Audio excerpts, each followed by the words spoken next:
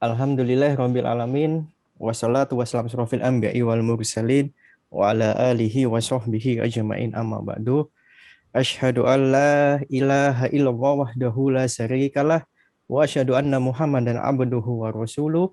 Allahumma shalli ala Muhammad wa ala ali Muhammad. La haula wa la quwata illa billahil aliyyil azim. Qala ta'ala fi kitabil karim, a'udzu billahi minasyaitonir rajim. Bismillahirrahmanirrahim. Ya ayyuhalladzina amanu fis silmi kaffah wa la tattabi'u khutuwatis syaiton innahu lakum aduwwum mubin. Al-ayah sadaqallahul adzim. Rabbis rohli saudari wa yassirli amri wahlul 'uqdatam min lisani yafqahu qawli. Alhamdulillah rabbil alamin wa syukurillah. Malam hari ini kita panjatkan rasa syukur nikmat kepada Sang Rob yang Maha Pengasih tapi tak pernah pilih kasih, yang Maha Penyayang sayangnya tak terbilang. Dan alhamdulillah pagi hari ini kita patut bersyukur. Kita walaupun kita berjauhan, kita masih diberi nikmat sehat. Karena pada saat ini nikmat sehat itu adalah yang paling utama. Alhamdulillah hari ini mudah-mudahan duduk kita di majelis ilmu malam hari ini itu diberkahi Allah Subhanahu wa taala. Amin amin ya rabbal alamin. Amin ya rabbal alamin. Dan tak lupa salat serta mengaturkan baca junjungan kita, baginda kita, panglima kita Rasulullah SAW yang telah menuntun kita hingga kita bisa merasakan nikmatnya iman dan nikmatnya Islam. Baik, alhamdulillah Bapak Ibu sekalian, malam hari ini kita bisa berkumpul bersilaturahmi. Perlu saya sampaikan, alhamdulillah kajian online kita malam hari ini terselenggara berkat Syarikat Islam Politik atau SIP. Dan kajian Islam kita malam hari ini tentang pembelajaran intisari berislam kafah, yang dimana tujuan program ini salah satunya memahami agama Islam secara utuh atau secara kafah dengan metode dialog berbasis wahyu dan sains. Alhamdulillah Bapak Ibu sekalian, tak terasa kajian kita setiap Sabtu malam ini telah sampai pertemuan 1 hingga ke-15. Jadi bagi Bapak Ibu panjenengan yang baru mengikuti kajian malam kita hari ini, jangan khawatir, jangan takut, karena kajian kita mulai kajian pertemuan pertama hingga pertemuan ke-15, alhamdulillah sudah kita upload di channel YouTube SIP Syarikat Islam Politik. Jadi silakan monggo panjenengan bisa menyaksikan kajian kita mulai kajian sesi pertama hingga ke-15 di channel YouTube kita di Syarikat Islam Politik atau SIP. Nah, alhamdulillah kajian kita malam ini telah masuk sesi ke-16 dengan tema mengembalikan peran Islam sebagai penyelamat peradaban dunia yang rusak. Bahwa kita tahu agama Islam adalah rahmatan lil alamin untuk alam semesta, bukan hanya rahmatan lil muslimin, tapi agama Islam adalah rahmatan lil alamin untuk semua alam semesta. Dan alhamdulillah untuk malam hari ini yang akan menyampaikan ada Al-Ustadz Profesor Daniel Rasid. Alhamdulillah beliau sudah hadir di tengah-tengah kita, tapi sebelum beliau menyampaikan, alangkah baiknya kita buka kajian kita malam hari ini supaya lebih barokah dengan membaca Al-Basmalah bersama-sama. Bismillahirrahmanirrahim. Alhamdulillah dengan membaca Al-Basmalah, mudah-mudahan kajian kita malam ini, duduk kita malam hari ini diridhai Allah Subhanahu wa taala. Amin amin ya rabbal alamin. Baik, Bapak Ibu sekalian, terima kasih yang sudah hadir. Ada Pak Mulyanto yang jauh-jauh dari Jakarta, alhamdulillah ya. Dan juga Bapak Ibu sekalian yang sudah hadir di malam hari ini. Langsung saja karena Profesor Daniel Muhammad Rasid sudah hadir di tengah-tengah kita.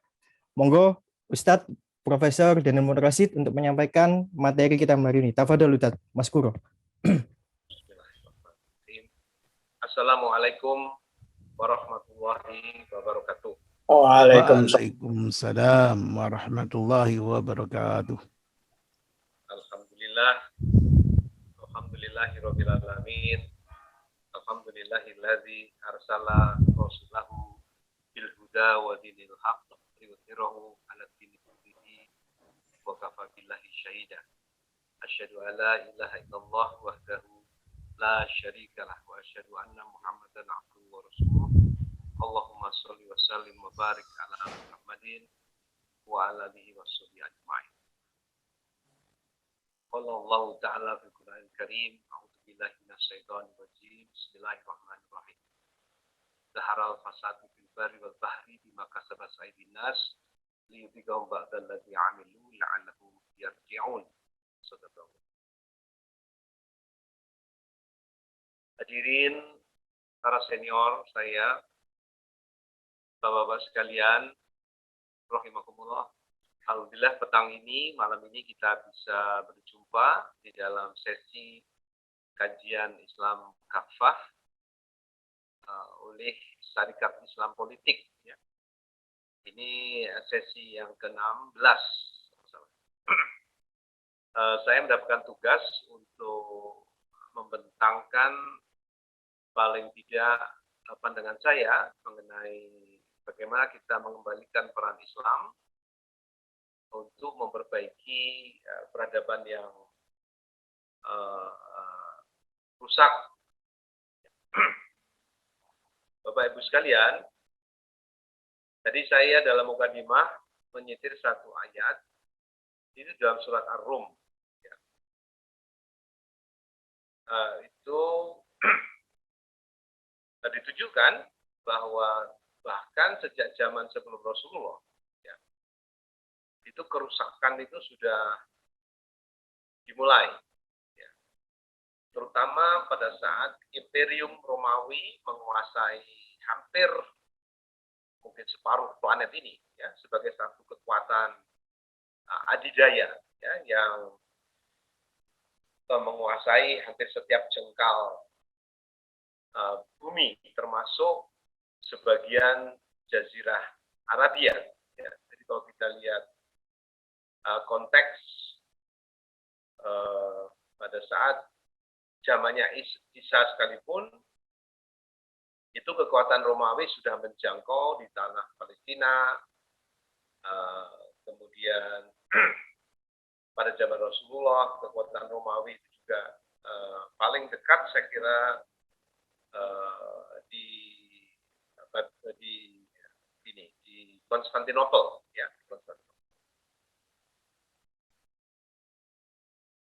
dan pola-pola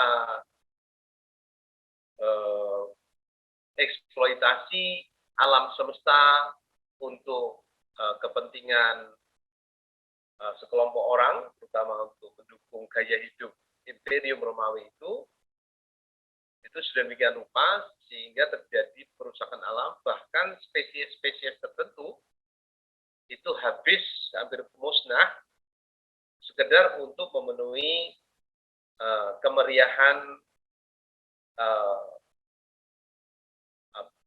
arena gladiator, ya, di mana pembunuhan binatang-binatang langka itu terjadi di bawah tontonan manusia.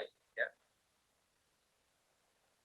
Memang kalau kita lihat kemudian kerusakan alam kita menjadi semakin hebat, terutama sejak revolusi industri.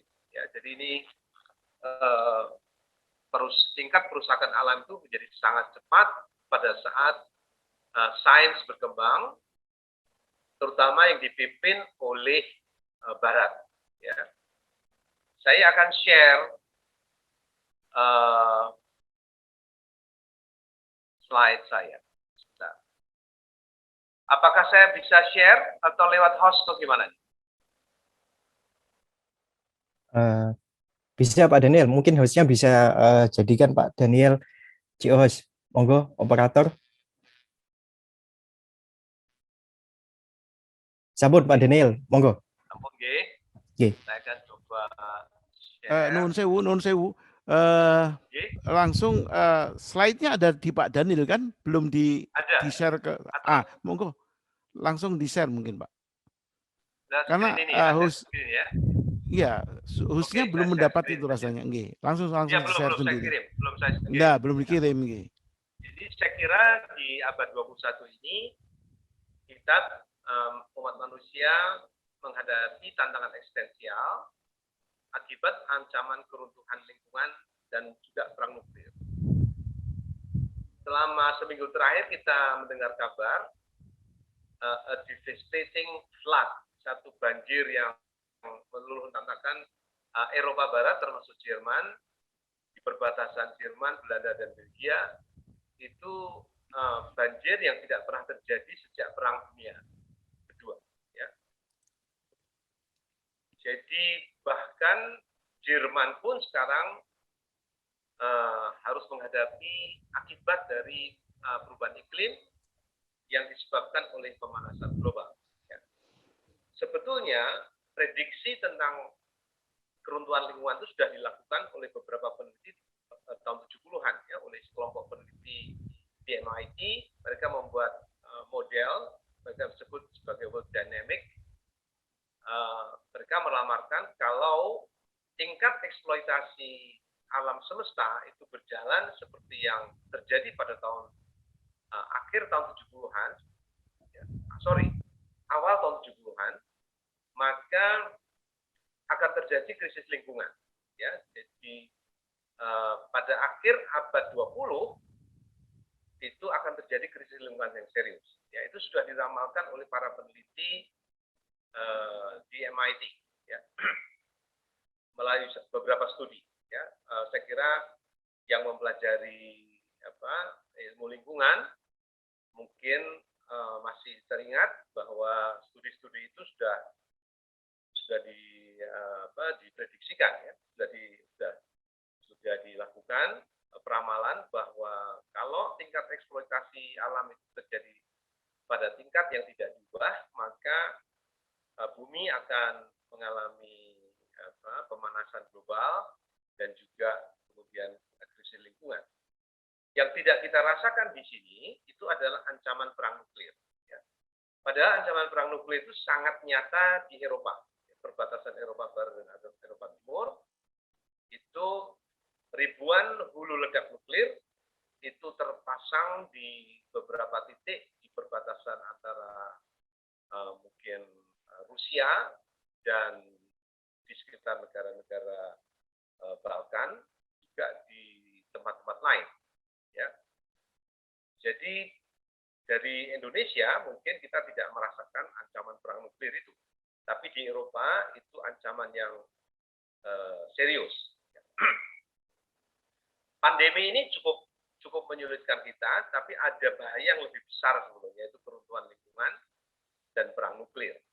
Ya, jadi ini saya kira yang mengancam spesies manusia sebagai bentuk spesies yang terorganisir, ini sedang mengalami ancaman eksistensial. Ya.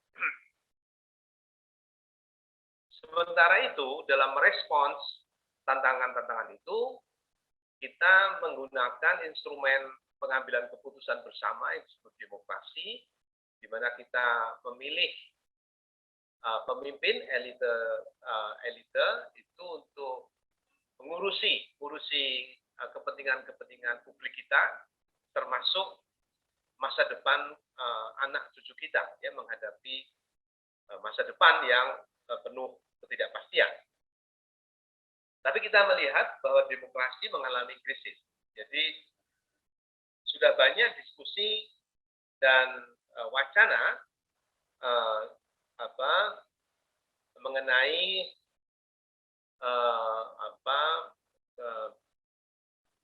ancaman kematian atau kemunduran demokrasi, termasuk di Amerika Serikat. Ya. Yang terakhir itu penyerangan Capitol Hill oleh kelompok pendukung Trump yang tidak mau mengakui hasil Pilpres Amerika yang memenangkan Joe Biden. Ya. Jadi Amerika sebagai semacam model demokrasi terbaik di planet ini pun mengalami masalah. Ya. Demokrasi disebut bahwa demokrasi sedang sekarat di kegelapan. Ya. Demokrasi is dying in the dark. Ya. Itu dalam banyak diskusi beberapa tokoh, saya kira demokrasi sebagai mekanisme rotasi kepemimpinan elit yang kemudian akan mengambil keputusan-keputusan publik buat kita, itu pun bermasalah.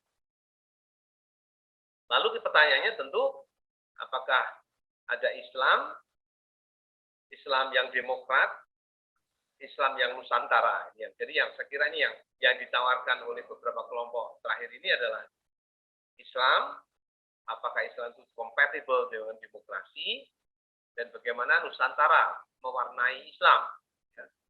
Atau sebaliknya. Ya. Sekarang ada narasi-narasi di mana keunggulan-keunggulan Nusantara itu seolah-olah melebihi Islam. Ya. Jadi ini ada counter discourse yang saya kira tugas kita untuk menjawabnya. Saya lanjutkan. Nah, saya kira cukup jelas bahwa William Blum itu mengatakan bahwa demokrasi itu adalah ekspor Amerika yang paling mematikan. Ya. Jadi saya kira ini sebagai satu kritik yang cukup tajam pada kehidupan demokrasi dan yang kita percayai sekarang ini sebagai satu panacea, sebagai satu pilihan tak terelakkan bagaimana kita mengatur kehidupan berbangsa dan bernegara melalui model demokrasi. Ya. Walaupun di dalam narasi pembukaan Undang-Undang Dasar dan bahkan batang tubuh Undang-Undang Dasar pun itu tidak dikenal kata-kata ini, ya. Dan kemudian memang kita melihat buku Bung Hatta yang berjudul Demokrasi Kita. Demokrasi Kita, tulisan Bung Hatta itu ditulis setelah dekret presiden. Dekret presiden di mana praktis Bung Karno telah menjadi diktator. Ya. Jadi pada saat pertarungan gagasan mengenai dasar-dasar negara kita, itu pertarungan yang sangat keras antara kaum Islam, kemudian juga kaum nasionalis, kemudian juga terakhir saya kira kaum komunis, ya, yang ikut menunggangi kediktatoran Bung Karno. Ya. Jadi Bung Karno itu muncul sebagai diktator setelah dikritik malahan, ya, melalui penangkapan tokoh-tokoh Islam, pembubaran Masyumi, pembubaran beberapa partai-partai Islam, ancaman membubarkan HMI dan sebagainya. Ya. Jadi demokrasi menurut Bung Karno ya demokrasi yang terpimpin, yang kemudian kita lihat terbukti bahwa dekret presiden kemudian itu justru pada saat Bung Karno memanfaatkan dukungan politik di dalam negeri dan juga dukungan politik asing, yaitu dukungan politik dari Moskow dan kemudian dari Beijing, itu merupakan blunder monumental Bung Karno. Ya. Karena pertama dia kehilangan dukungan struktural oleh kelompok-kelompok Islam dan juga oleh tentara, terutama Angkatan Darat. Ya. Nah, kita juga melihat kemudian Pak Harto menafsirkan demokrasi itu sebagai demokrasi liberal, hampir liberal, walaupun tidak si-liberal saat ini. Ya. Jadi demokrasi diinterpretasikan oleh penguasa sesuai dengan agendanya masing-masing dan diwarnai oleh kepentingan-kepentingan asing. Ya. Jadi saya kira bukti bahwa Pak Harto menafsirkan demokrasi sebagai ala Barat lah, dan kemudian juga mendapatkan dukungan dari Barat dan Amerika. Ya, saya kira ini jelas sekali. Ya. Sampai suatu ketika Orde Baru harus jatuh, kemudian masuk reformasi dan batang tubuh konstitusi kita betul-betul diubah secara tekstual liberal kapitalistik. Saya kira ini kita akan melihat bahwa sejak reformasi demokrasi menjadi melalui pemilihan umum itu menjadi semacam mekanisme perpindahan hak-hak politik publik pada partai-partai politik. Ya. Dan publik dibiarkan menjadi floating mess. Ya. Partai-partai politik tidak melakukan pendidikan politik, hak-hak politik pemilih itu hanya ada di bilik suara. Ya, setelah keluar dari bilik suara, hak-hak politik itu sudah tidak ada lagi. Ya, jadi saya kira ini penjelasan bagaimana demokrasi oleh William Blum disebut sebagai ekspor Amerika yang paling mematikan. Ya.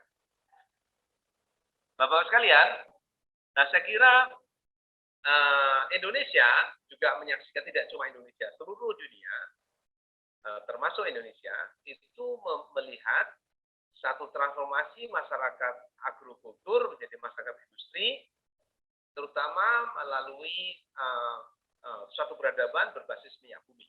Ya.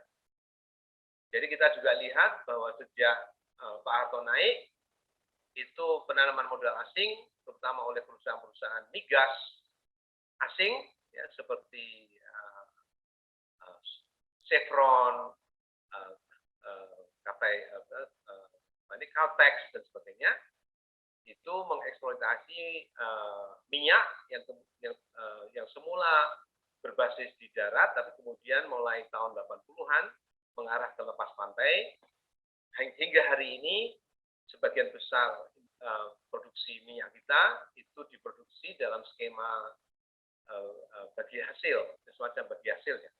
Sebagian dilakukan oleh perusahaan-perusahaan asing. Ya. Kemudian juga bersama dengan televisi itu ditumbuhkan satu budaya konsumerisme, dan ini alat yang terpenting adalah sistem persekolahan massal. Sistem massal itu adalah instrumen teknokratik untuk menghijrahkan masyarakat kultural yang religius menjadi masyarakat industri yang sekuler. Ya. Ini bagian dari proses pembaratan yang pada hakikatnya adalah proses-proses penjajahan, dan itu harus sampai kita lihat sampai hari ini. Ya.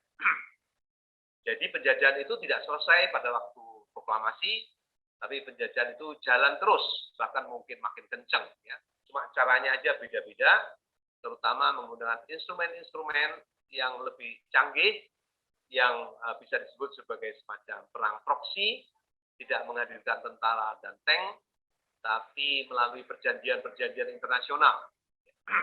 Ya. Terutama nanti kita lihat melalui sistem keuangan global yang ribawi. Bapak sekalian, jadi kita juga lihat terjadi semacam kesenjangan global. Ya. Di tingkat global itu ada negara pertama, negara maju, ada negara kedua, dan negara ketiga. Ya, negara ketiga itu negara miskin lah. Kemudian negara kedua, lalu negara pertama. Indonesia ini tempo hari pernah menjadi negara kedua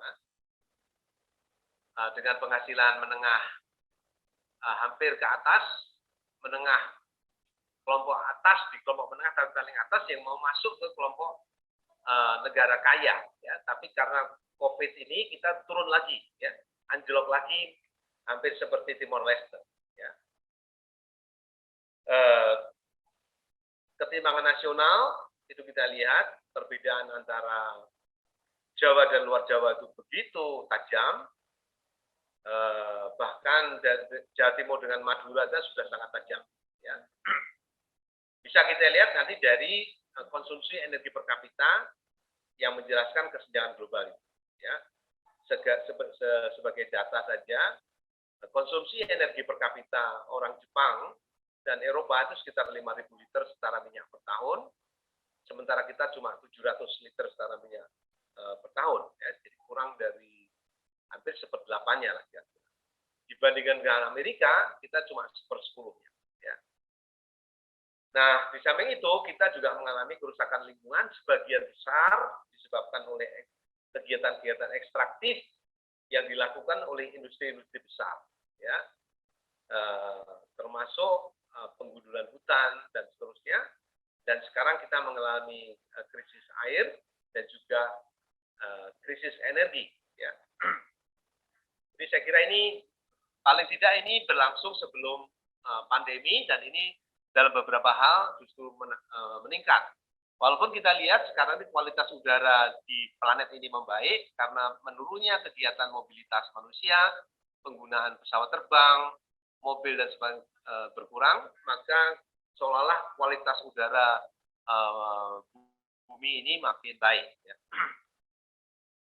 Nah, saya kira yang perlu dicemati adalah kehancuran keluarga. Satu, institusi sunnah Rasul, sunnah para nabi sebetulnya, yaitu keluarga, itu mengalami proses penghancuran. Ya. Untuk kasus Indonesia, itu sekitar 40 kasus perceraian per jam. Ya, jadi saya kira ini, kalau kita melihat bangunan sosial kita dipijakkan pada bata terkecil, yaitu keluarga, maka kita melihat keluarga sekarang ini dalam posisi yang sangat lemah dan mengalami pelemahan terus-menerus. Ya. Sejak tahun 80-an, waktu saya studi di Inggris, itu orang Inggris sudah tidak menikah lagi. Ya. Yang masih menikah itu orang-orang keturunan Asia, Indonesia, Cina, dan orang-orang Yahudi masih menikah. Tapi orang Inggris sudah tidak menikah. Ya, ide menikah itu sudah tidak ada di kalangan anak-anak Inggris. Ya. Jadi kalau sekarang ini ada pernikahan sesama jenis yang direstui oleh gereja, itu memang prosesnya sudah lama sekali. Ya, sudah lama sekali. Bahkan LGBT sekarang itu sudah menjadi norma yang dianggap wajar di Eropa Barat. Ya, beberapa negara Eropa Timur seperti Hungaria dan Polandia menolak LGBT dan sekarang mereka ditekan terus oleh Eropa Barat untuk mengubah hukum yang mengkriminalkan LGBT. Ya, jadi saya kira ini perubahan-perubahan dunia yang menunjukkan kerusakannya, ya itu makin parah, termasuk kehancuran keluarga. Nah, saya kira yang terjadi terus-menerus adalah perebutan sumber-sumber daya, terutama energi dan konflik, serta perang di awal abad 21. Ini masih terjadi invasi di Afghanistan, di Irak, itu semua background-nya adalah penguasaan energi, ya perusahaan energi. Kemudian yang terakhir ini saya kira pandemisasi COVID-19 oleh WHO, yang sekarang mungkin sudah berkembang menjadi semacam bioterorisme. Ya. Walaupun COVID-19 itu tidak seganas virus-virus lain, ya, atau bakteri lain, tetapi expose media dan internet serta medsos itu membuat exposure tentang COVID-19 itu menjadi semacam industri ketakutan. Ya. Jadi ini saya kira sulit untuk menolak bahwa ini sudah menjadi semacam bioteror. Ya. Saya kira ini bagian dari upaya penjajahan juga. Jadi kalau kita lihat perang itu war is business. Jadi perang itu adalah bisnis. Mungkin malah bisnis besar. Ya, bagi industri farmasi, kalau perang-perang konvensional itu adalah bisnis bagi perusahaan-perusahaan senjata, tapi kalau vaksin ini adalah bisnis industri farmasi. Saya kira ini perspektif lain kalau kita memperhatikan COVID-19 dan pandemisasinya sebagai satu opportunity ya bagi perusahaan-perusahaan big pharma untuk menjual vaksin dan lain-lain. Ya. Bapak Ibu sekalian, saya kira dari tadi bahwa consumerism itu telah mendorong satu kehidupan yang tidak bisa lepas dari hutang. Jadi hutang manusia modern dimanapun dia di planet ini hampir tidak bisa hidup tanpa hutang. Jadi hutang itu hampir seperti oksigen. Ya. Tanpa hutang seolah kita tidak bisa hidup. Ya, jadi ini saya kira bagaimana hutang itu kemudian dijadikan satu instrumen untuk penjajahan seperti yang kita lihat akhir-akhir ini, di mana hutang pemerintah sudah mencapai 6.000 triliun, hutang swasta hampir sama, ya, hampir sama 6.000 triliunan kira-kira, sehingga hutang total kita itu hampir 12.000 triliun. Itu menyamai PDB kita. Ya, PDB kita yang sekitar 10.000 sampai 12.000 triliun. Ya. Jadi ini luar biasa ya kehidupan hutang ini. Ya. Jadi ini yang membuat kita rapuh dan tidak bisa bertindak mandiri, karena kalau kita terjebak dalam hutang, ini kita menjadi semacam diperbudak ya oleh pemilik piutangnya. Ya. Bapak-bapak sekalian, nah kita lihat akhir-akhir ini sebetulnya yang dinamakan oleh Farid Zakaria,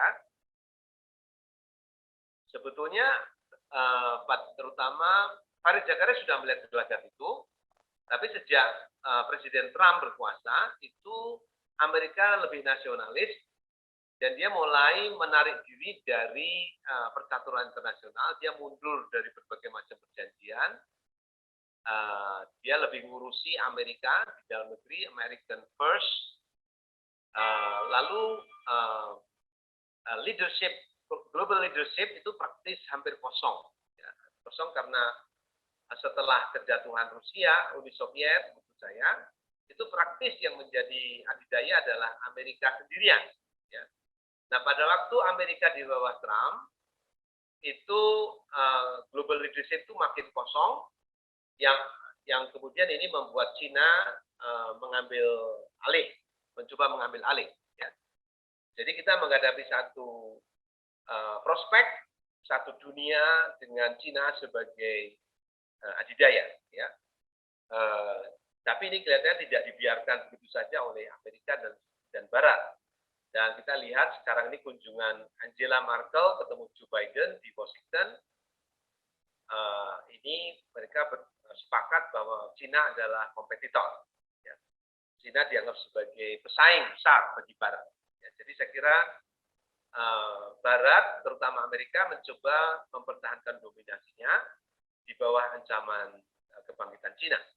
Terutama Cina melalui One Belt One Road Initiative itu memberi utang bagi banyak negara, pembangunan infrastruktur, dan seterusnya. Jadi saya kira praktis Indonesia sekarang hampir-hampir kalau kita biarkan tendensinya akan menjadi satelit Cina. Ya, dan saya kira dalam banyak segi industri-industri di Surabaya misalkan, di Sierre itu sudah menjadi satelit industri Cina. Ya, jadi banyak barang-barang yang diimpor dari Cina dimasukkan ke Sierre, mungkin diubah sedikit bentuknya, dikasih merek baru, seolah itu buatan Indonesia, padahal itu buatan Cina. Ya. Jadi saya kira ini kita melihat prospek seperti itu, dan kalau kita tidak hati-hati, maka mungkin Garuda bisa ditelan oleh naga setelah keluar dari mulut buaya. Ya. Jadi ini saya kira apa yang sedang terjadi. Nah, tentu kita melihat bahwa jika kita mau membuat prospek, membuat analisis tentang bagaimana Islam bisa memperbaiki kerusakan-kerusakan itu, kita juga melihat kita tidak sendirian. Proposal-proposal perbaikan itu dilakukan, diajukan oleh China, sangat ambisius, to some extent juga oleh India yang Hindu, dan pada saat Eropa Kristen itu surut, Amerika lebih inward looking. Apakah Islam, terutama Islam Indonesia, karena Islam di Timur Tengah itu babak belur sekarang ini, ya, mungkin Islam Pakistan, Islam Afghanistan, Islam Indonesia, ini mungkin bisa mengajukan proposal, ya. Dan kita melihat prospek. Nah, tentu kita bisa melihat opportunity yang terbuka di panggung global ini, tapi sekaligus kita melihat kelemahan-kelemahan ke dalam. Ya. Dan saya kira Indonesia Islam bisa diperluas menjadi Melayu Islam. Ya, Melayu Islam itu berarti kita membangun sentimen Melayu di Malaysia, di Brunei, sama extent di Filipina, di Vietnam, di Thailand. Itu banyak suku-suku Melayu yang Muslim itu bisa menjadi basis, ya, menjadi basis bagi kebangkitan Islam di Asia Tenggara. Ya. Jadi saya kira ini beberapa hal yang penting dicermati secara geopolitik, ya, bagaimana kita membangun menawarkan proposal Islam sebagai semacam solusi ya, bagi krisis yang dihadapi oleh umat manusia saat sekarang. Bapak-bapak sekalian, saya kira sudah cukup jelas klaim tentang keunggulan Islam tadi yang tadi sudah saya bacakan di dalam mukadimah, bahwa waladzi arsala rasulahu bil huda wa dinil haq liyudhhirahu 'ala dini kullihi wa kafa billahi syahida. Dialah Allah yang telah mengutus rasulnya bil huda wa dinil haq, dengan petunjuk dan agama yang hak, ad-dinul haq, liyudhhirahu 'ala dini kullihi, dan akan mengungguli din-din lain, wa kafa billahi syahida, dan cukuplah Allah sebagai saksi atas keunggulan Islam itu. Ya. Kemudian di dalam surat Al-Maidah ayat 3 itu sudah jelas agama Islam itu adalah agama yang diridhoi, yang sempurna. Ya. Al-yauma akmaltu lakum dinakum wa atmamtu alaikum ni'mati wa raditu lakumul Islam dinan. Jadi ini nas yang pasti. Ya. Kemudian juga kita hampir setiap Jumatan kita mendengar seruan khotib supaya kita tidak mati kecuali sebagai muslim. Ya. Wala tamutunna illa wa antum muslimun. Ya. Jadi saya kira ini sebagai semacam penghiburan bahwa kita memiliki prospek untuk mengajukan Islam sebagai bagian dari solusi atas masalah yang dihadapi oleh manusia ini. Ya.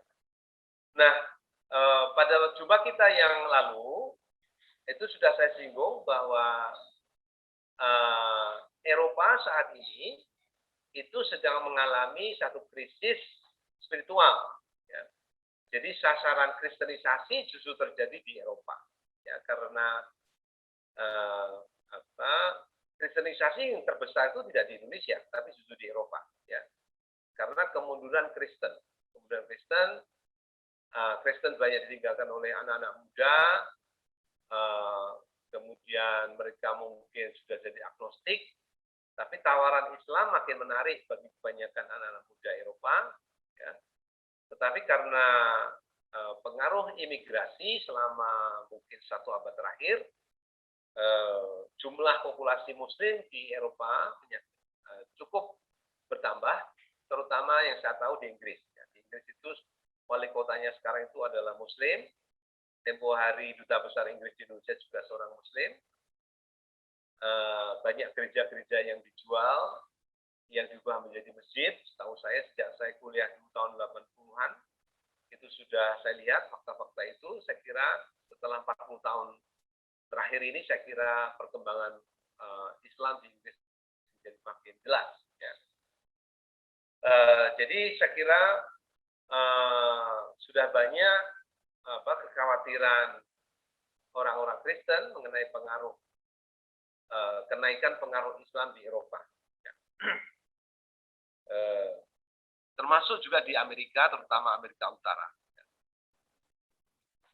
Nah, Bapak-Bapak sekalian, saya kira Islam sebagai rancangan institusional, jadi ad-din itu tidak bisa diterjemahkan sebagai agama, ya, saja dalam pengertian sekuler, karena ad-din itu lebih bersifat luas, termasuk salah satunya adalah rancangan institusi, ya, karena ini mencakup kalau kita perkataan din itu bisa kita beri perspektif dari kata tamadun. Tamadun itu artinya peradaban, kemudian Madinah itu artinya kota, kemudian juga mudun atau dana dan sebagainya. Jadi memang Islam itu memberi satu pedoman rancangan-rancangan keluarga, rancangan-rancangan kehidupan bermasyarakat, rancangan kehidupan bernegara. Ya. Jadi kalau kita lihat nanti dalam slide yang berikutnya, saya kira Islam itu memberi semacam rancangan Islam yang mendorong gaya hidup baru yang lebih rendah energi dalam perspektif kerusakan lingkungan. Gaya hidup kita itu rendah energi, ya. Sederhana, tak madyo, halalan thayyiban. Ya. Jadi kulu wasrabu wala tusrifu. Ya. Kulu bimma fil ardi halalan thayyiban. Ya. Makanlah dan dari apa yang ada di dalam bumi ini yang halal dan thayyib. Ya. Jadi ini kaitannya dengan bagaimana kita memenuhi kesejahteraan kita dengan konsumsi yang serendah mungkin, bukan konsumsi yang setinggi mungkin. Ya. Jadi ini saya kira termasuk konsumsi energi. Ya. Nah, saya kira agenda yang terdekat, kalau kita mau memperbaiki dunia yang sudah rusak ini, saya kira kita ancaman kehidupan LGBT, kehidupan perkotaan yang semakin bebas, ada namanya child-free lifestyle, kehidupan bebas tanpa anak, yang berkembang di kota-kota besar, kemudian gaya hidup LGBT yang makin marak akhir-akhir ini, ya. Ini kita mesti mempromosikan menikah sejak dini, menikah sedini mungkin. Ya, jadi mungkin ini bertentangan dengan aturan-aturan yang berlaku saat ini, tapi kecenderungan menunda pernikahan, setelah menikah menunda punya anak, ini adalah tanda-tanda kita bergeser ke masyarakat barat yang kemudian mengalami krisis. Ya. Jadi keluarga kita lihat sebagai satuan edukatif dan satuan produktif berskala kecil. Ini saya kira perlu kita promosikan. Kemudian memperkuat masjid sebagai institusi, bukan sekedar properti. Ya, jadi yang saya kira ini salah satu kelembagaan yang penting di samping keluarga itu adalah masjid. Ya. Kemudian nanti kita membangun Madinah. Madinah sebagai satu institusi yang lebih besar dari institusi masjid. Ya. Nah, ini proposal saya bagaimana strategi perspektif tahun 2020-2021 sampai 2025. Ini dari perspektif pembangunan syahadah, pembangunan sholah, pembangunan saum, zakat, dan hajj dalam perspektif beberapa ukuran-ukuran ketercapaian yang bisa kita plot sebagai semacam roadmap, ya, 5 tahun ke depan. Ya, saya kira ini saya tidak akan bahas satu persatu. Kita dilihat di sini bagaimana peran keluarga, peran masjid, organisasi massa, kemudian bagaimana kita membangun hubungan internasional, ya, sampai bagaimana kita menjadikan negara kesatuan Republik Indonesia ini menjadi negara yang baldatun thayyibatun wa rabbun ghafur. Ya, ini kira-kira plot yang bisa kita diskusikan kemudian. Saya kira demikian. Saya akan akhiri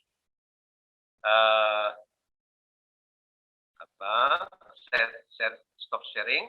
Monggo kalau kita lakukan diskusi. Monggo. Terima kasih.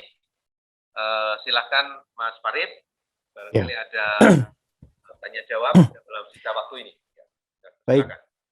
Baik, terima kasih Ustadz Daniel. Baik, Bapak-Ibu sekalian, sebelum kita diskusi, mungkin kita saling mengenal ya, lebih jauh. Monggo untuk videonya, kameranya bisa di-on-kan biar kita bisa bersilaturahmi. Oh, Pak Mulyanto wajahnya seperti ini, Pak Agus Salim. Nah, biar kita lebih dekat lagi, Bapak-Ibu sekalian. Ya, kita ada karena di sini kita bisa berinteraksi dan silaturahmi. Baik, terima kasih Prof. Daniel tadi memaparkan bagaimana kerusakan peradaban ya, yang tadi disampaikan mulai dari revolusi industri sampai ada demokrasi, dan William Blum tadi mengatakan bahwa demokrasi that is export. Jadi yang hal yang paling mematikan. Kemudian tentang kehancuran keluarga, penguasaan energi yang tadi saya kutip ya, kemudian konsumerisme hingga hutang ya, yang menjadi lifestyle juga, dan bagaimana panjenengan tadi memberikan solusi tentang memperkuat keluarga sebagai satuan edukasi. Itu adalah hal yang dasar untuk kedepannya. Kemudian juga memperkuat masjid sebagai institusi. Jadi alhamdulillah Prof. Daniel juga menyampaikan silakan kita ajak diskusi terkait strategi atau perspektif yang tadi beliau sampaikan, itu bisa menjadi ajang diskusi kita malam hari ini. Baik Bapak Ibu sekalian, alhamdulillah sudah banyak yang kameranya sudah on. Ya, silakan mungkin ada tambahan atau yang mau hal yang ingin ditanyakan, karena di kajian malam kita hari ini bukan hanya narasumber yang sebagai center, kita lebih aktif dari para peserta untuk bisa kita sharing dan juga diskusi. Silakan. Mungkin ada yang ingin ditambahkan atau ada yang ingin disampaikan. Silakan Bapak Ibu sekalian. Monggo. Jadi harapannya di kajian kita malam ini tadi disampaikan oleh Ustaz Daniel, silakan panjenengan bisa menanggapi atau bisa menanyakan lebih jauh. Silakan Bapak Ibu sekalian. Monggo. Ya Ustadz Fuad, monggo Ustadz Fuad. Ya, silakan. Ya, supaya tidak ada kekosongan waktu yang mencemaskan gitu ya, supaya dialog jalan itu. Saya itu berharap sebetulnya semua peserta itu berebut untuk mau bicara gitu, sehingga tidak ada waktu yang idle gitu, sehingga sepertinya menunggu gitu. Karena saya yakin semua ini sudah punya istilahnya ya, wawasan yang cukup kuat tentang masalah keislaman dan kemasyarakatan dan macam-macamnya. Jadi saya terus saja berharap saudara-saudara untuk proaktif gitu ya, memberikan sumbang saran. Seperti yang dikatakan saudara moderator, ini bukan pengajaran sehingga kita kemudian seperti menerima saja. Ini lebih banyak kepada dialog ya. Jadi online ini dialog, sehingga dengan demikian kita betul-betul sharing gitu. Kebetulan memang pemateri diharapkan memberikan pengantar yang cukup mendasar, tapi dialognya itu yang merupakan satu pengayaan kita lebih jauh lagi dari apa yang disampaikan oleh pemateri. Ini sudah ke-16. Jadi ini adalah katakanlah wawasan Islam kafah. Ini yang ke-16 dan insya Allah kita akan terus ini wawasan Islam kafah itu, dan diharapkan saudara-saudara mempunyai kontribusi untuk memberikan materi terkait dengan masalah keislaman yang utuh, yang kafah.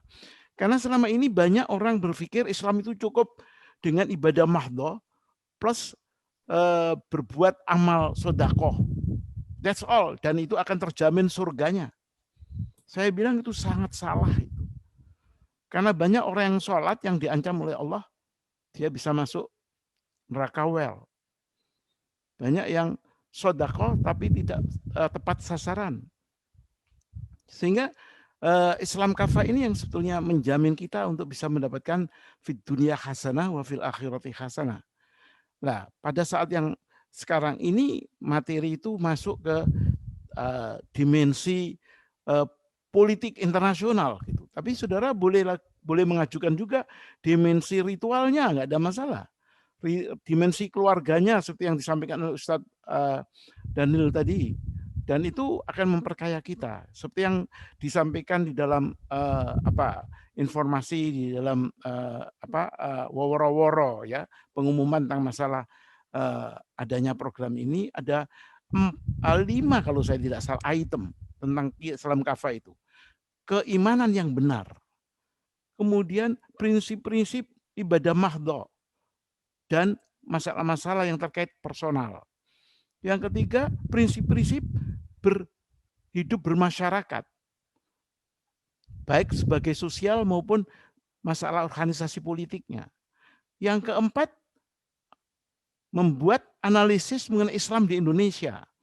Dan yang kelima, membuat analisis mengenai Islam di dunia internasional.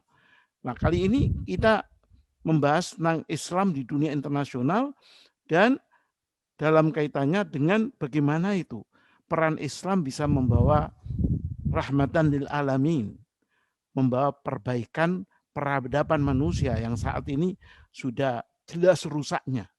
Hedonisme, materialisme, egoisme, brutalisme, eksploitasi, dan macam-macam kerusakan kualitas kemanusiaan. Jadi saya pikir ini kunci. Nah, catatan saya apa yang disampaikan Ustadz Daniel terakhir tadi, itu saya bilang, monggo silakan. Sepertinya itu perbaikan ritual ya, Pak Daniel. Mulai dari syahadat, sholat, puasa, zakat, dan haji. Bagaimana suatu yang bersifat ritual bisa merubah tatanan sosial yang luas dan hebat. Dan itu saya tadi menangkap di ujung perubahan itu disampaikan oleh Ustadz Daniel dari sisi keluarga, dari sisi masjid, tapi tadi yang rada ragu disampaikan, tapi saya kira ini mesti ada penjelasannya. Dari sisi Madinah.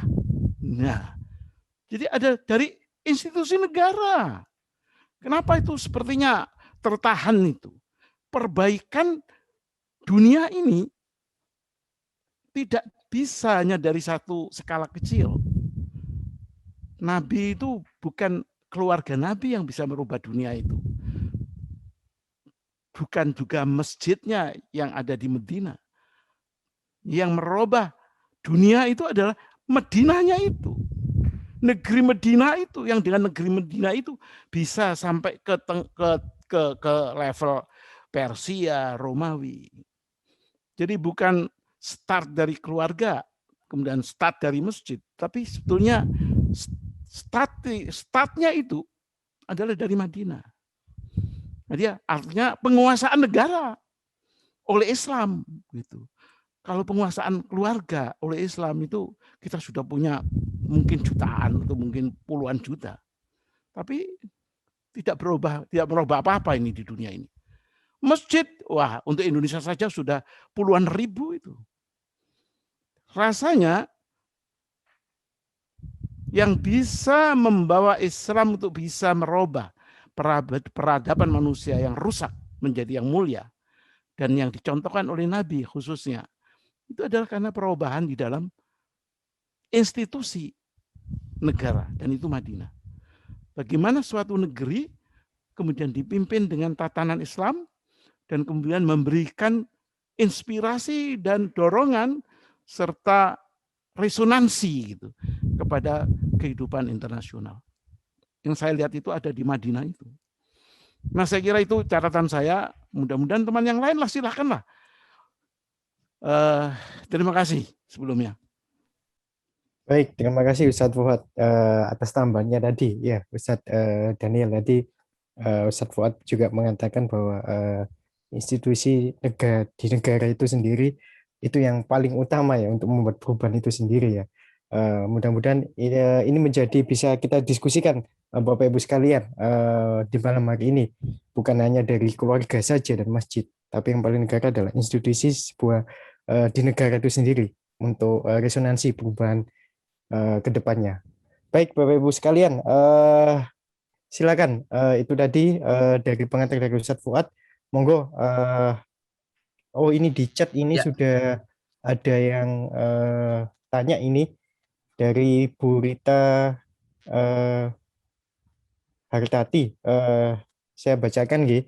Mau bertanya Ustadz, bagaimana mungkin Islam keluar dari persoalan saat ini atau akan ditolong oleh Allah jika lebih patuh pada aturan yang dibuat manusia daripada patuh pada syariat Allah dan Rasul-Nya. Ini ada pertanyaan Ustadz Daniel dari Ibu Rita di kolom chat tadi yang saya bacakan. Monggo, mungkin bisa ditanggapi Ustadz Daniel. Jadi saya tadi memang karena waktunya memang pendek untuk topik yang seluas ini. Tadi matriks yang saya sampaikan tadi matriks yang instruktif sebenarnya untuk dibaca. Ya. Sudah saya sampaikan, saya share di WA Group. Ya. Jadi saya memahami sholat, syahadah, sholat, saum, zakat, dan haji itu bukan ritual. Tapi itu bagian dari pembinaan Islam. Bunyal Islamu ala khamsin. Jadi kalau Islam itu dibangun dengan lima perkara, 5 rukun. Jadi jadi perspektifnya tidak cuma fikih. Jadi yang saya mau tahu, saya membaca 5 rukun Islam itu bukan dari sudut pandang fikih, tapi dari sudut pandang manajemen, ya, community management and governance, termasuk international politics dalam perspektif haji. Jadi haji itu memiliki dimensi politik internasional. Kemudian saum itu persoalan sistem pertahanan keamanan. Zakat itu persoalan sistem ekonomi. Ya, jadi bukan sekedar bayar zakat yang sekian persen, tapi itu satu economic system yang anti riba sebetulnya. Jadi ini saya kira memang perlu pembahasan tersendiri. Ya. Tadi saya menyebutkan sebagai satu roadmap 5 tahun ke depan, sebagai satu peta perubahan secara gradual sebetulnya, kalau tidak disebut perubahan secara revolusioner. Ya.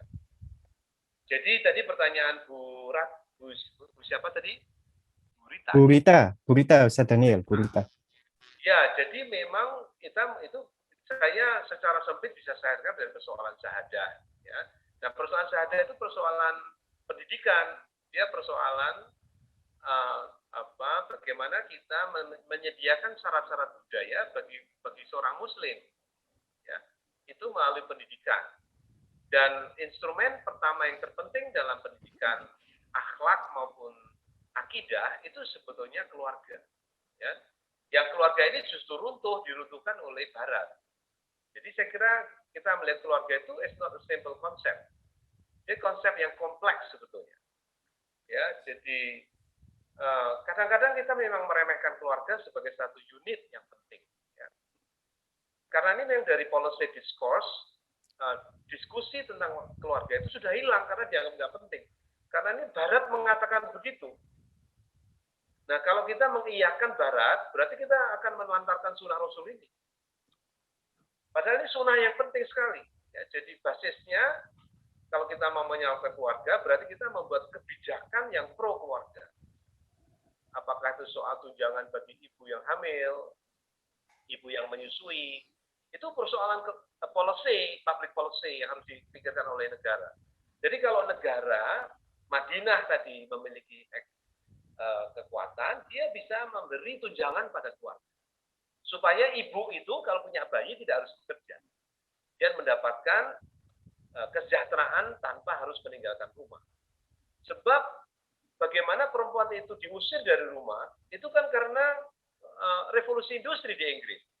Revolusi industri di Inggris itu pertama yang dikeluarkan dari rumah itu adalah lelaki untuk bekerja di pabrik-pabrik. Karena kurang, akhirnya perempuan pun dikeluarkan dari rumah. Ya. Kemudian disekolahkan untuk mendapatkan keterampilan. Lalu karena mereka campur baur di pabrik, terjadi revolusi seks dan penciptaan kontrasepsi. Jadi kalau kita lihat, akarnya jauh sekali. Ya, akarnya jauh sekali. Ya. Jadi kalau kita dari pilihan memperkuat, misalkan memberi beasiswa, apakah saya memberi beasiswa pada anak miskin atau mengeluarkan keluarga dari kemiskinan? Maka kalau saya punya kekuasaan, saya akan pilih memperkuat keluarga, tidak memberi beasiswa kepada anak miskin. Ini soal pilihan polisinya. Ya. Karena yang diutamakan adalah penguatan keluarga. Jadi kalau keluarga yang kuat, ibu itu sehat, tinggal di rumah, dia bisa membesarkan anaknya karena dia ibu berperan sebagai sekolah yang pertama dan utama. Jadi saya kira ini yang saya maksud. Kenapa rukun Islam, bunyal Islamu ala khamsin, dan 5 itu tidak bisa hanya dilihat dari segi fikih. Karena dia adalah satu institutional building, pembangunan institusi, dan instrumen policy sampai ke politik internasional. Ya. Jadi pertanyaan Burita tadi, gimana orang itu tidak takut pada hukum Allah, takutnya pada hukum buatan manusia? Ya karena ini kan soal pendidikan, soal bagaimana memahami iman, misalkan. Ya. Jadi saya kira kita ada banyak masalah, ya, karena masalahnya cukup kompleks sebetulnya, tidak bisa diselesaikan dalam diskusi 1 jam, ya, karena ini topik yang luas sekali. Ya, peradaban itu kan Wah, luas sekali itu. Ya, dimensinya begitu banyak. Nah, kalau kita mau meninjau pendidikan saja, itu pun sudah cukup kompleks. Ya. Nah, pilihan-pilihan institusinya apa? Saya memilih keluarga sebagai institusi yang mau diperkuat. Kemudian kalau keluarga tidak mampu, masjid. Jadi anak itu belajarnya di masjid. Ya. Nah, kenapa itu pilihannya? Karena Barat mengajukan sekolah. Sekolah itu tujuannya cuma dua, yaitu melemahkan keluarga dan melemahkan masjid. Seperti yang kita lihat 50 tahun terakhir sejarah Indonesia ini, bagaimana anak-anak kita Muslim itu dijauhkan dari masjid. Mereka lebih fokus ke sekolah. Sekolah itu masjid baru. Guru itu khotib baru yang mendakwahkan sekulerisme. Bagi saya cukup sangat jelas itu bagaimana guru dan sekolah itu proyek westernisasi dan sekularisasi besar-besaran sejak tahun 70-an. Ini dari perspektif sejarah Indonesia, sejarah kontemporer. Nah, seperti Muhammadiyah itu bertahan untuk mengurangi, dia bikin sekolah untuk mengurangi proses pembaratan, mengurangi kerusakannya. Tetapi selama Muhammadiyah menggunakan model sekolah yang kurikulumnya sangat ditentukan oleh pemerintah, maka dia tidak bisa berbuat banyak. Oke, mungkin upayanya sedikit berhasil ya, tetapi kita tahu sekarang masyarakat Indonesia itu sangat sekuler. Ya, jadi makanya kelihatan sekali beberapa pemilu kita kalah melulu kan, karena sebagian besar kita ini abangan, bukan Muslim. Kita ini sebagian besar adalah Islamiyun, bukan Muslimun. Ya, itu karena proses sekularisasi besar-besaran sejak tahun 70-an. Ya. Saya kira demikian Mas Farid dan Bapak-Bapak sekalian, Baik. Bapak Ibu sekalian. Ya. Baik, terima kasih Ustadz Daniel. Alhamdulillah, karena tema kita malam hari ini tentang peradaban ya. Kalau memang kita diskusi tidak cukup waktunya 1 jam ini, banyak yang perlu memang kita diskusikan dan kita bicarakan. Tadi yang saya tangkap dari Ustadz Daniel tadi, penguatan keluarga itu memang terkait dari polisi kebijakan publik ya. Bagaimana kebijakan publik bisa mengatur terkait penguatan keluarga itu sendiri. Baik, Bapak Ibu sekalian, alhamdulillah tak terasa kita sudah di penghujung acara. Sudah Ini jam ada catatan dari Bu ya. Rita yang kedua ini, dibacakan aja Pak Farid. Iya, baik, Ustadz. Dari Bu Rita tulis di kolom chat, saya bacakan. Berarti Ustadz, yang perlu diraih adalah kekuasaan. Sekecil apapun kekuasaan, ia mampu mengubah sesuatu. Bukankah demikian Ustadz? Ya, saya boleh jawab ya. Ya. Saya kira persoalannya tidak black and white seperti itu. Jadi kalau kita lihat sejarah Nabi,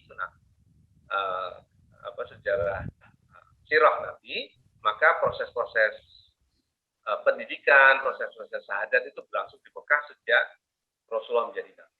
Jadi proses perubahan itu tidak serta-merta, it takes time dan butuh strategi untuk ngajari Quran, ngajari perubahan dari orang yang suka mabuk dan menyembah berhala menjadi yang suka membunuh orang dan menipu, itu diproses melalui suatu kajian-kajian di rumah Arkom. Ya. Jadi saya kira proses itu tidak serta-merta. Kalau kita struktur itu memerlukan kultur. Jadi kalau struktur itu mau sustainable, it has to be based on strong culture. Ya. Sebab kalau struktur tanpa kultur itu nggak sustainable. Kita dapat kekuasaan tapi ambruk lagi. Karena kulturnya nggak ada. Jadi kultur itu penting. Makanya kultur itu dibangun sejak awal. Ya, dibangun dengan awal. Lalu setelah kulturnya cukup, ada critical mass. Masa kritis, di mana kemudian tidak semuanya itu mudeng gitu ya.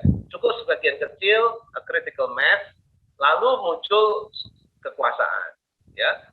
Dan kemudian yang lain kemudian jadi pengikut. Kebanyakan pengikut pun tidak pada ngerti Islam benar. Jadi tetap Muslimun itu yang ngerti Islam itu masih sedikit. Kebanyakan tuh mau ikut-ikutan juga. Ya, jadi saya kira yang dibangun oleh Rasulullah itu adalah kultur. Kulturnya dulu. Selama itu kekuasaannya kan masih kafir. dengan lingkup internasional yang kerajaan Romawi. Yang paling dekat adalah Konstantinopel atau Bizantium. Ya. Jadi kalau kita lihat keadaan Yathrib pada waktu Rasulullah datang, sebelum Rasulullah datang, Yathrib itu masih dikuasai oleh kelompok-kelompok Yahudi, ya. Tapi Rasulullah sudah punya basis dukungan di Yathrib pada waktu beliau hijrah. Ya, jadi beliau tidak hijrah serta-merta menjadi pemimpin Madinah. Beliau telah investasi sosial selama 20 tahun sebelumnya, ya, sehingga pribadi Rasulullah dikenal oleh orang-orang Ansor, sehingga pada waktu Muhajirin datang ke Yathrib itu mereka sudah siap. Jadi kulturnya sudah disiapin, ya. Dan Muslim masih minoritas loh. Pada waktu Rasulullah itu menjadi pemimpin Madinah, Muslim itu masih minoritas. Tapi karena faktor integritas dan kredibilitas Muhammad bin Abdullah itu, Muhammad Rasulullah itulah, kemudian ini diakui oleh kelompok-kelompok Yahudi di Yathrib. Ya, jadi saya kira tidak mungkin kita membangun kekuasaan tanpa kultur. Impossible. Ya, jadi saya kira kita perlu membangun kultur itu terutama melalui perubahan-perubahan mindset, ya, yang tadinya menjadi penyembah berhala menjadi penyembah Tuhan, penyembah Allah, dan meninggalkan rukun jahiliyah, ya, suka mabuk, menyembah berhala, suka menipu, berdusta, berzina, dan sebagainya itu. Ya. Kemudian pelan-pelan meninggalkan rukun jahiliyah, kemudian mulai mengadopsi rukun Islam, ya, pelan-pelan. Ya. Saya kira demikian tanggapan saya untuk Bu Rita. Ya. Ya, terima kasih Ustadz Daniel. Ini ternyata ada pertanyaan lagi di kolom chat ini ya. Wah, dari Pak Zaki, bahasa lama. Turki tahun 1914 dibuat sekuler oleh Kemal Atatürk, tapi kurang lebih 2010 bisa lahir Erdogan. Strateginya seperti apa? Oke, ini salah satu pertanyaan susulan dari Pak Zaki bahasa lama, Ustadz Daniel. Ya. Iya, saya kira strateginya selalu membangun kultur dahulu, ya, karena tidak mungkin kita tiba-tiba berkuasa tanpa ada dukungan massa. Jadi ada leadership. Nah, leadership itu, orang mau jadi pemimpin, itu testing ground-nya, training ground-nya itu keluarga. Jadi kalau mau jadi pemimpin umat, dia harus buktikan dia bisa memimpin keluarga sebagai satu small model kecil, di mana dia bisa mengatur kehidupan keluarga. Jadi itu keluarga itu satu training ground yang sangat penting untuk melahirkan pemimpin. Kemudian masjid itu menjadi tahapan kedua, bermasyarakat, bertetangga, dan seterusnya. Ya. Jadi saya kira perubahan-perubahan yang ada di Turki tidak, saya kira mengikuti pola itu, walaupun mungkin ada beberapa kekurangan catatan saya. Ya. Jadi saya kira kita tahu ada beberapa sekolah Turki di sini. Saya tahu sekolah Turki yang ada di Semarang maupun di Jawa Timur dan di Jawa Tengah. Tidak semua sekolah Turki itu ternyata juga bagus, ya. Banyak tipuan-tipuannya juga, ya. Banyak tipu-tipunya juga itu sekolah-sekolah Turki, ya. Ya, jadi saya kira kita jangan terlalu Turki bisa kita jadikan sebagai semacam model, tapi kita sebetulnya memiliki sejarah yang cukup kaya sebetulnya, cuma kita kurang hargai, ya. Jadi kelemahan teman-teman aktivis Islam itu terlalu berkiblat ke Timur Tengah, ya, kurang menghargai prestasi-prestasi kita sendiri, ya. Dan ini oleh beberapa kelompok terlalu diagung-agungkan juga, seperti konsep Islam Nusantara itu.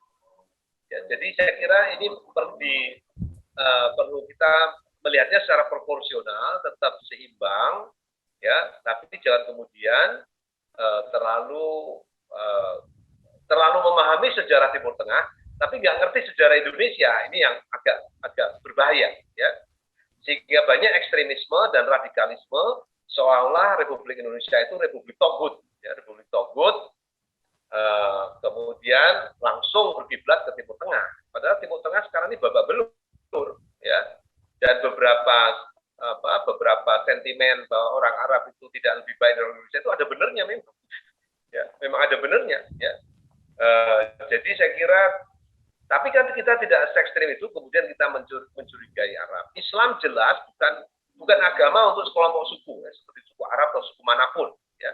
Islam ini bagi semua ras manusia, ya.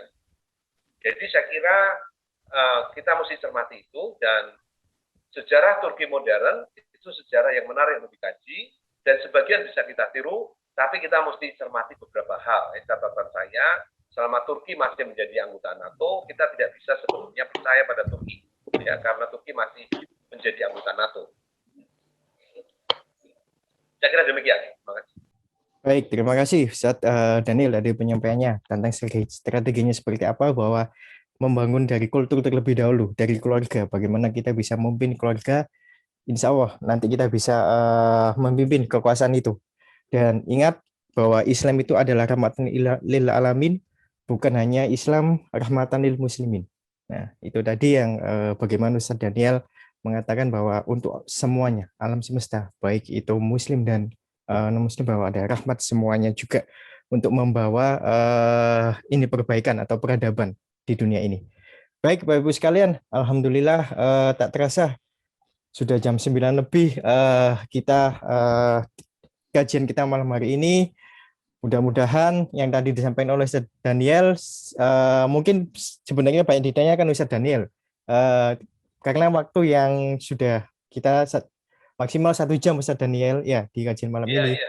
Mungkin nanti insya Allah mungkin ada sesi berikutnya ya Ustaz Fuad ya, untuk kajian Sabtu malam ini ya, mungkin dengan tema yang berbeda, mungkin ya, mungkin dengan kemasan yang berbeda ya. Insya Allah kajian Sabtu malam ini bisa terus kita istimewakan. Iya, seperti jadi itu. begini, kalau catatan saya itu kita ini sepertinya dituntut untuk memberikan istilahnya apa ya, pelayanan yang terbaik terkait dengan masalah program online ini. Dan ternyata program online Islam Kafa, bagaimana berislam dengan benar dan utuh, ini terus menarik perhatian ini Pak Farid. Yeah. Kan semula kita berpikir mungkin 15 cukup ya, ternyata terus bisa 16. Sehingga sepertinya kita akan teruskan ini program online Islam Kafa ini. Nanti ada sesi yang ke-17, ke-18, ke-19, dan tetap temanya Islam Kafa, dan tetap 5 item yang sudah kita sebutkan itu, yaitu keimanan, prinsip-prinsip berislam secara personal, prinsip-prinsip berislam secara sosial, kenegaraan, kemudian di Indonesia, Islam di Indonesia, dan Islam di dunia internasional. Rupanya itu adalah satu subjek yang never ending itu. Akan kita teruskan terus sampai bisa memuaskan. Dan bagi para peserta, saya pikir kita terbuka loh untuk diisi oleh saudara-saudara yang mempunyai ide-ide cemerlang terkait dengan masalah Islam Kafa ini. Saya kira itu catatan saya, Mas Farid. Dan insya Allah Sabtu depan kita terus itu. Islam Kafa sesi yang ke-17. Masya Allah. Kalau Profesor Daniel masih mau meneruskan diskusi ini, ya, khususnya tadi menjelaskan ya metrik dari rukun Islam sampai tahun 2024, saya bilang why not gitu.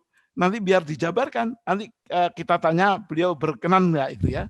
Saya kira itu. Kemudian ya Pak Zanis ya itu bagus sekali itu. Bukan dimensi fikihnya pakai kunut atau tidak, bukan itu. Tapi dimensi yang terkait dengan institusionalnya itu. Nah tadi yang bertanya yang terakhir tadi mau tadi Pak siapa itu Pak siapa yang terakhir itu Pak Jaki. Pak Jaki, ya, Ustaz, Pak Jaki. Iya, Pak Jaki, pertanyaannya juga bagus tentang masalah Turki. Kalau ada di antara saudara yang kemudian mau menyampaikan di dalam forum kita ini, Islam Kafa ini, terkait dengan masalah bagaimana Turki bisa berubah dari sekuler 100% pada 1900 ya 1924 ya jatuhnya Perang Dunia ke-1 kan itu, sampai 1924 sampai 2010 sudah muncul tuh Erdogan. Sebelum Erdogan ada Erbakan. Erbakan digulung oleh militer kembali menjadi pemerintahan sekuler. Muncul Erdogan dengan Partai Islam dan Kesejahteraannya. Muncul beliau sebagai presiden, perdana menteri, kemudian presiden. Walaupun masih menjadi anggota NATO, nah ini mungkin Pak Daniel nanti bisa memberikan sumbangan pikiran juga, ya. Jangan-jangan apa mungkin Erdogan mempunyai target untuk memimpin NATO itu? Kalau Erdogan masuk NATO untuk kemudian memimpin NATO, baik katanya Erdogan loh Pak Daniel, hal-hal seperti itu menjadi bagian yang masih terbuka itu, open. Ya, jadi mungkin itu bagian dari strategi Erdogan. Kenapa? Ya kita tahulah siapa dan bagaimana NATO itu. Ya, jadi oke. Saya senang kalau Pak Daniel bisa meneruskan diskusinya untuk sesi yang ke whatever lah, 17, 18 dan seterusnya. Dr. Ahmad Sungkar itu juga saya bilang mempunyai konsep itu tentang masalah Islam. Mengapa tidak beliau masuk di dalam forum ini, tinggal menyampaikan kepada ya teman-teman yang Pak Farid antara lain mempunyai usul jadwal apa dan kita akan judul apa dan kita akan jadwalkan. Saya kira catatan saya begitu, Mas Farid silakan. Baik, ya Ustadz. Dan ini di chat ini Bu Rita juga minta dimasukkan Ustadz di grup WA, ya Syarikat Islam Politik, ya biar beliau tidak bisa mantau terus Ustadz. Informasi nggak ketinggalan. Jangan mantul lah istilahnya. Ya. Jangan mantul lah. Pak Anto itu kan sebetulnya tidak terlibat. Ini kita harapkan terlibat lah bersama kita gitu. Dan mungkin bisa mengisi materi berita. Monggo kita kasih kesempatan. Ya. Baik, terima kasih Ustadz Daniel. Ya, alhamdulillah karena tadi ya mudah-mudahan apa yang panjenengan sampaikan dan ini jadi catatan juga yang panjenengan punya matriks strategi perspektif tadi ya. Mungkin kita bisa ngomong dari ilmu manajemennya seperti apa, ya bukan hanya fikihnya. Ya, itu teman-teman kelihatannya penasaran Ustadz Daniel ya, terkait untuk penjelasan lebih detailnya. Mungkin di kajian berikutnya itu bisa kita kumpas tuntas ya secara detail ya seperti apa. Baik, Bapak Ibu sekalian, alhamdulillah di chat ini juga ada Pak Nur Syamsyah ya mengatakan bagus Ustadz materinya, lanjut untuk mempertajam materi. Ustadz Daniel tadi disampaikan Pak Nur Syamsyah di chat ya, mungkin untuk kedepannya. Baik Bapak Ibu sekalian, insya Allah Sabtu malam pekan depan kajian online Syarikat Islam Politik yang terkait Islam Kafa ini insya Allah dengan izin Allah akan kita lanjutkan di pertemuan yang ke-17 ya. Insya Allah panjenengan akan kita share untuk linknya dan silakan bergabung, dan harapannya Bapak Ibu sekalian panjenengan sudah punya mempersiapkan apa yang ingin ditanyakan, jadi kita lebih diskusinya lebih jalan, lebih hidup ya. Mungkin panjenengan jauh-jauh monggo bisa disiapkan pertanyaan apapun. Baik Bapak Ibu sekalian, alhamdulillah sudah di penghujung acara, sudah jam 21:21 ya. Mudah-mudahan diskusi kita malam hari ini, duduk kita malam hari ini itu diridhoi Subhanahu wa taala. Amin amin ya rabbal alamin. Dan tak lupa kita tutup kajian malam kita malam hari ini dengan membaca alhamdulillah dan kita sempurnakan dengan doa kafaratul majelis. Alhamdulillah rabbil alamin. Subhanakallah astaghfiruka wa atubu ilaik. Baik, terima kasih. Saya undur diri, mohon maaf kalau ada salah-salah kata. Saya pamit undur diri. Ihdinas siratal mustaqim. Akhirul kalam. Wassalamualaikum warahmatullahi wabarakatuh. Waalaikumsalam warahmatullahi wabarakatuh. Monggo silakan teman-teman yang masih mau berkomunikasi, kita masih dibuka nyapa satu sama lain. Mas Kanto, alhamdulillah muncul ini Pak Kanto.